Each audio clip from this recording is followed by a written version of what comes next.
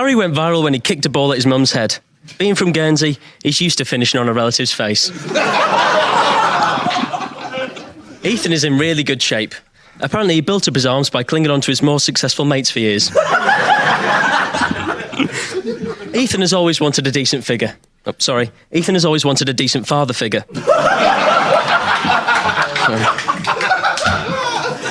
Ethan took his mother's surname, which is ironic, because all his dad left him was pain.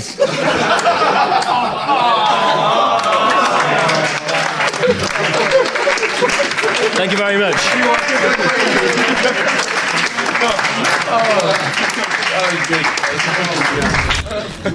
I'm ready for war.